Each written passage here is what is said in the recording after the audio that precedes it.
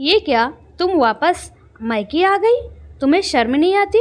जब देखो मुंह उठाकर चली आती हो। ससुराल में मन नहीं लगता क्या? सुरेखा भाभी ने ताना मारा तो नीरजा अंदर तक हिल गई, पर वो भाभी का ये कड़वा ताना भी सह गई। अभी 2 साल पहले ही नीरजा की शादी सुकेश से हुई थी। सुकेश ज़्यादा पढ़ा लिखा नहीं था, छोटा सा दुकान चलाता था और नीरजा के सपने बहुत ऊंचे थे। पर कहते हैं ना, किस्मत के आगे किसी का जोर नहीं चलता है। अच्छी पढ़ी लिखी नीरजा की शादी सुकेश से इसलिए करवा दी गई क्योंकि वो कम दहेज में मान गए थे। नीरजा के पापा की मौत तो काफ़ी पहले हो गई थी। मम्मी भी अपने बेटों पर ही निर्भर थी और जवान ननंद भाभी के कलेजे में वैसे ही चुभती है। उन्हें लगता है जल्दी से इसका विवाह हो तो छुटकारा मिल जाए। जगह जगह शादी की बात चलाई, पर पढ़ाई और गुण के लिए किसी ने नहीं पूछा। सब यही पूछ रहे थे, इकलौती बहन है, कितना शादी में लगा दोगे? नीरजा शादी नहीं करना चाहती थी।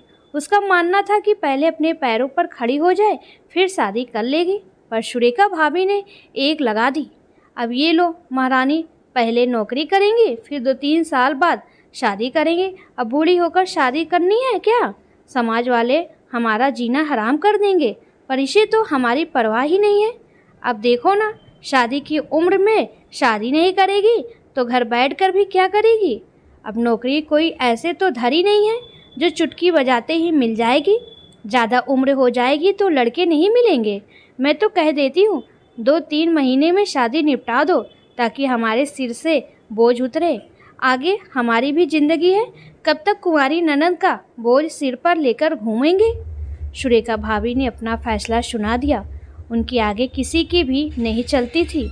भाई रमेश ने हामी में गर्दन हिला दी और नीरजा की मम्मी सुनीता जी की बोलती बंद हो गई। इसी साल नीरजा ने बीएड पूरा किया था। बड़ी मुश्किल से उसने ये डिग्री पूरी की और अब वो नौकरी करना चाहती थी, पर सुरेखा ने पूरा घर सिर पर उठा लिया था।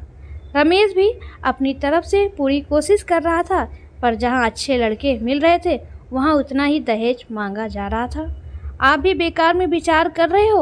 अब लड़का 12वीं पास है, छोटी सी दुकान चलाता है, तो क्या हुआ? दहेज की तो मांग नहीं है। मैं तो कह रही हूँ कि आंख मूंद कर हाँ कर दो, और मम्मी जी और नीरजा से कह दूंगी, हम तो इसी लड़के से शादी करेंगे। अब लाखों का दहेज हमारे पास में नहीं है। रमेश ने घर पर बात की तो सुनीता जी बोली, एक ही बहन है, उसे भी कुएं में धक्का देगा क्या? घर-वर तो अच्छे से देख ले। नीरजा तो अच्छी पढ़ी लिखी है, वो 12वीं पास के साथ में कैसे रह पाएगी? कैसा भाई है? अपनी छोटी बहन भी बोझ लगने लगी है। मम्मी, सिर्फ नीरजा ही नहीं, आप और मेरी पत्नी भी मेरी जिम्मेदारी है। मेरे बच्चे भी तो हैं, मुझे उनका भविष्य भी देखना है। सारा धन बहन के विवाह में लगा दूंगा तो मेरे बच्चों के भविष्य का क्या होगा? फिर मैं भी बहुत ज़्यादा तो कमाता नहीं हूँ। मुझे तो ये रिश्ता ठीक लग रहा है।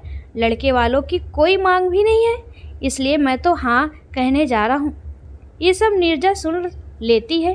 भैया, आप मेरे जीवन का फैसला करने जा रहे हो और मुझसे एक बार भी पूछा नहीं। मेरी इच्छा और मेरी मर्जी क्या है? आपको भी मेरे नौकरी करने से दिक्कत है? मुझे अपनी ज़िंदगी के 2 साल दे दो। मेरे पास बीएड की डिग्री है, फिर मैं कमाऊंगी तो आपको बोझ भी हल्का हो जाएगा। बस अब चुप कर। मैंने और सुरेखा ने फैसला कर लिया है।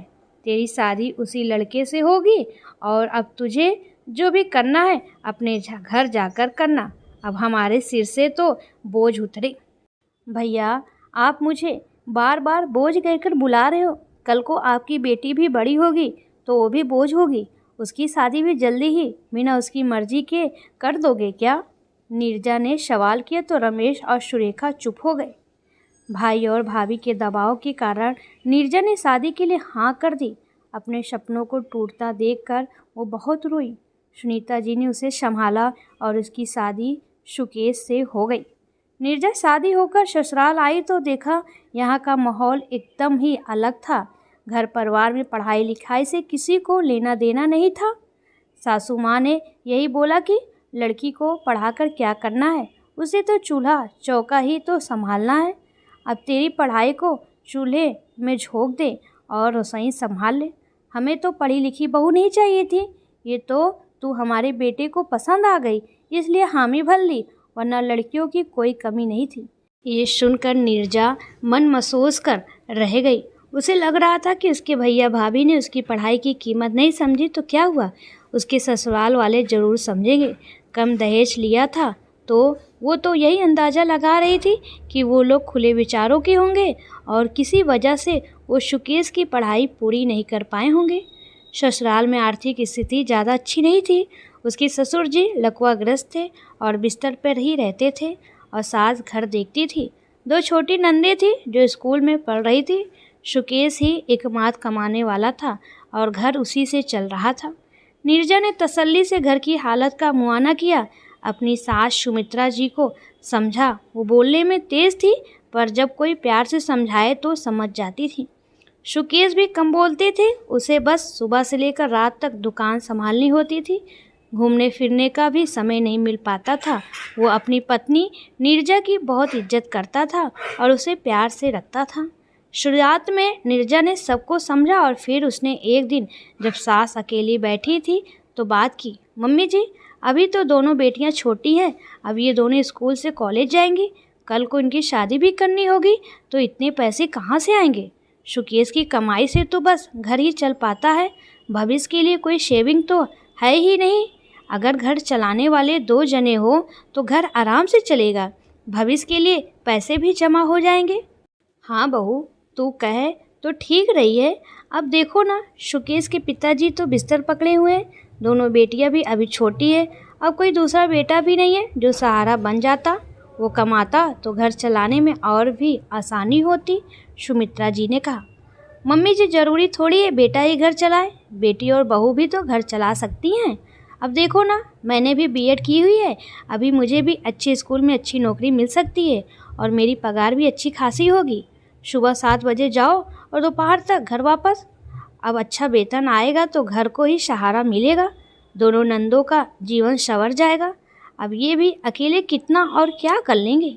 नीरजा ने इतनी आसानी और शांतिपूर्वक समझाया तो उनके दिमाग में ये बात तो बैठ ही गई।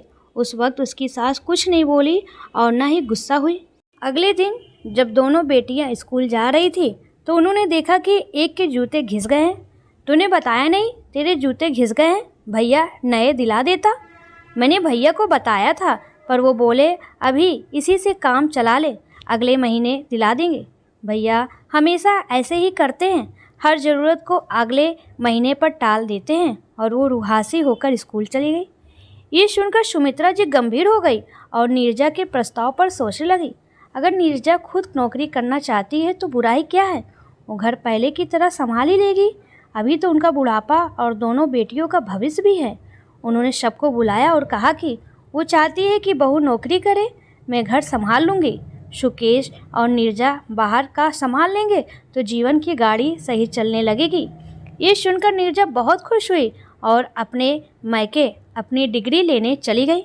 सुरेखा ने उसे देखते ही ताना मारा और मुंह बनाया, पर नीरजा ने इसकी परवाह नहीं की और अपनी मम्मी सुनीता जी को बताया कि उसकी सास उसकी नौकरी करने के लिए राजी हो गई है। वो अपनी मार्कशीट, सर्टिफिकेट और डिग्री लेने आई है। ये सुनते ही सुरेखा चौंक गई। वो तो कभी नहीं चाहती थी कि उसकी ननद नौकरी करे और अच्छी ज़िंदगी जिए, आखिर उसके ससुराल वाले राजी कैसे हो गए। बहुत कोशिश करने पर भी नीरजा ने ये ना बताया कि आखिर उसकी सास उसकी नौकरी करने के लिए कैसे राजी हो गई। नीरजा एक समझदार बहू थी। अब ससुराल ही उसका अपना घर है और वो अपने घर की परेशानी, अपने घर की बात घर में ही रखना चाहती थी। नीरजा ने शांतिपूर्वक ढंग से अपना सामान लिया और अपने ससुराल चल दी। पर जाने से पहले वो अपनी भाभी सुरेखा को कहकर गई, भाभी आपने तो बहुत कोशिश की थी मेरी ज़िंदगी नरक बनाने की, पर मैंने भी ठान लिया था कि मैं अपनी ज़िंदगी संवार ही लूँगी। इतनी मेहनत से दिन रात जाकर जो मैंने पढ़ाई की है उसे इस तरह तो बर्बाद नहीं होने दूँगी।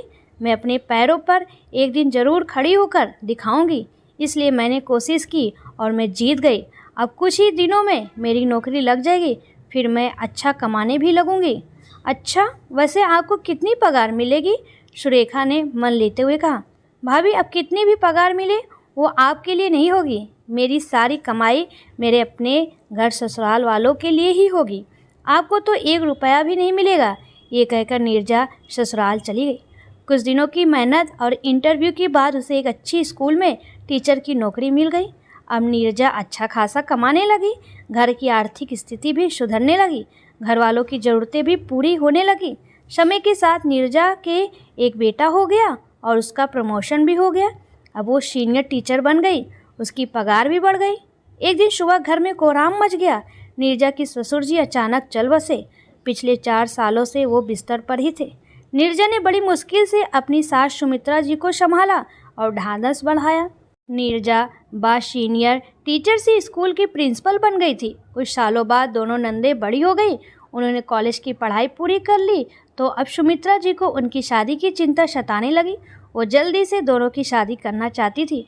एक दिन अचानक मायके से फ़ोन आया कि नीरजा के बड़े भाई रमेश की अचानक मृत्यु हो गई। उसे अपने मायके जाना पड़ा। 13वीं तक तो वहीं पर रुक गई थी। उसकी भतीजी की पढ़ाई पूरी नहीं हुई थी। सुरेखा अपनी बेटी पढ़ाई को लेकर चिंतित थी और घर में कमाने वाला चला गया था। भाभी, आप बिटिया की पढ़ाई की चिंता मत करना, उसका सारा खर्चा मैं उठाऊंगी, और वो इंजीनियर बनना चाहती है तो उसे अच्छे से अच्छे संस्थान में मैं पढ़ाऊंगी। ये सुनते ही सुरेखा शर्म से ज़मीन में गड़ गई। नीरजा, मुझे माफ़ कर दो, मैंने तुझे बोझ समझा, शादी ज़बरदस्ती करवा दी और तुम मेरी बेटी के लिए इतना सोच रही हो। भाभी, जो हुआ उसे भूल जाओ, अब हमें अपनी बेटी का जीवन संवारना है। नीरजा ने भाई की बेटी की भी जिम्मेदारी उठा ली। वो ससुराल आ गई। यहाँ सुमित्रा जी बेटी के लिए लड़का तलाशने में लगी हुई थी, लेकिन नीरजा इसके लिए तैयार नहीं थी। उसका मानना था पहले दोनों अपने पैरों पर खड़ी हो जाए, फिर जाकर शादी के बारे में सोचेंगे। उसने सुमित्रा जी को समझाया, मम्मी जी, मेरी नंदे मेरे लिए बोझ नहीं है जो मैं इन्हें शादी करके उतार दूँ। मेरी नंदों को मैंने बेटियों की तरह पाला है, इसलिए ये मेरी जिम्मेदारी है कि जब तक ये दोनों अपने पाँव पर खड़ी नहीं हो जाती तब तक मैं इनकी जिम्मेदारी उठाने को तैयार हूँ। अपने पैरों पर खड़ी होंगी तो ये दोनों एक बेहतर ज़िंदगी जी पाएंगी। लेकिन नीरजा, बेटियों को इनके घर भेज देते हैं, बाद में ये अपने हिसाब से ससुराल में पढ़ लेगी। सुमित्रा जी बोली, नहीं मम्मी जी, आप माँ होकर ऐसे कैसे कह सकती हैं। बेटियों को हम दूसरे घर पूरी तरह तैयार करके भेजेंगे ताकि इन पर कभी कोई मुसीबत आए तो ये पूरी तरह से उसका सामना कर सके। मेरी दोनों नंदे मेरी बेटियां जैसी हैं। जो मेरे साथ हुआ वो मैं इनके साथ नहीं होने दूंगी। मेरे पास भी डिग्री थी तो मैं नौकरी करके घर चलाने में सहयोग दे पाई। हाँ बहू, मैं तो भूल ही गई थी। अब जैसा तू और सुकेश चाहेगा वैसा ही होगा। जब तुमने नंदों को बेटियां मान लिया है तो तुम इनका भला ही सोचोगी। नीरजा ने अपने साथ साथ भाई की बेटी और अपनी नंदों का भी जीवन संवार दिया।